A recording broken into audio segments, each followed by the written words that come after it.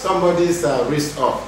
And as the Archbishop was saying, if we really want to chop people's arms off, it will be the governors.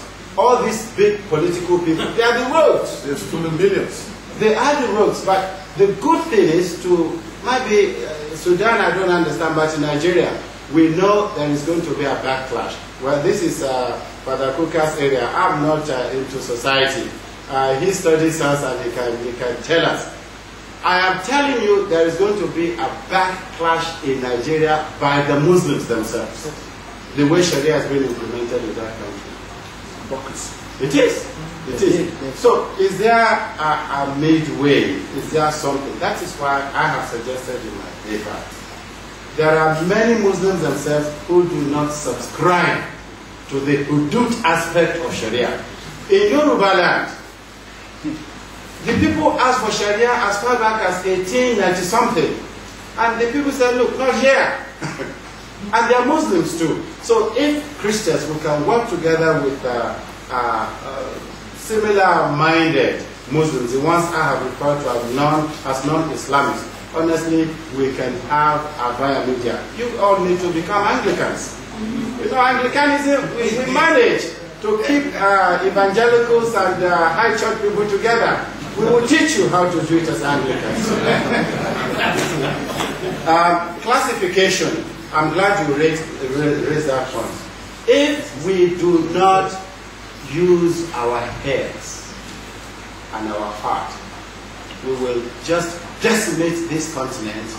There will be no Christians, there will be no Muslims. I believe it is wrong for any Muslim to say all Christians are bad, just as it is wrong for us to say all Muslims are bad. There are those with whom we can work, as long as we are prepared to say, well, this is what my faith teaches me, I understand, let us live together with our differences. I end with a joke. Well, when I go to my village, and the Archbishop cannot go to his village without passing through my town, he needs a visa. Now, when I go there, and we have functions, the Maigari, the owner of the house, we call him, he will always ask me to say the closing prayer. The Maigari is a stranger. But he's my brother. I will always end with this joke. I say to them, look, lakum dinukum waliyadin. You have your religion, I have mine. And then I always start the Surah Al-Ikhlas. Qul huwa Allahu ahad, Allahu as-samad. And I tell them, that's enough. And they all laugh.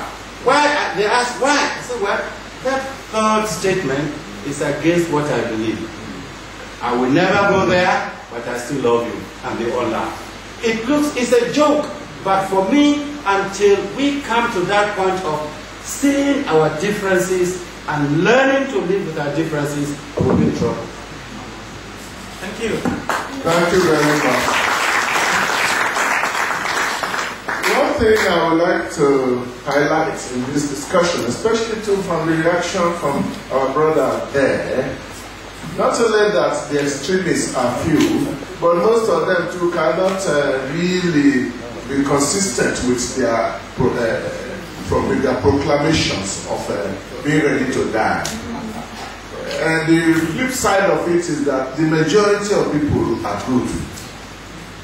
The majority of people are good. It's only that this majority of good people are often silent, and they allow the small group of extremists to dictate the agenda of our relationship.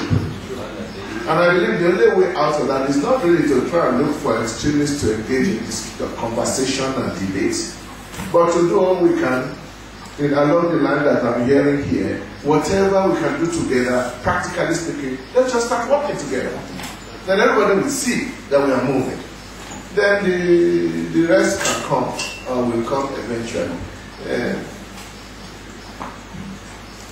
The Tanzanians and the Kenyans, they've heard all the noise about Sharia in Nigeria, and especially since I have not yet dismissed you. Yes, you're great. Sit down. Tanzanians and Kenyans, they heard about the problem of Sharia in Nigeria, which cost thousands. I think we can say thousands of lives.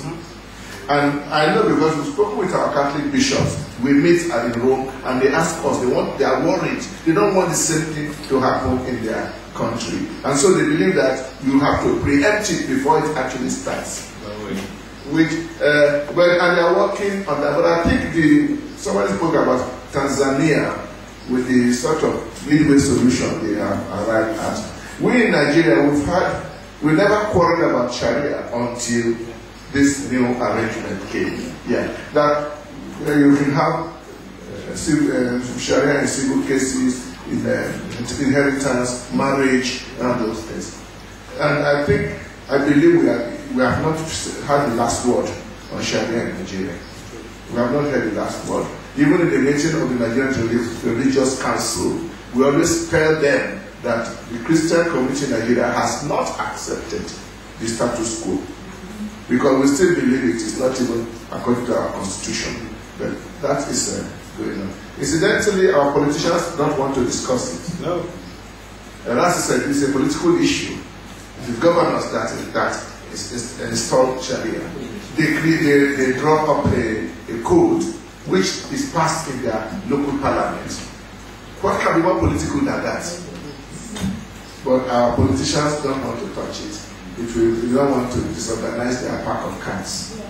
Thank you very much. Now, Bishop Fearon, you can now go. Thank you, sir. Thank you.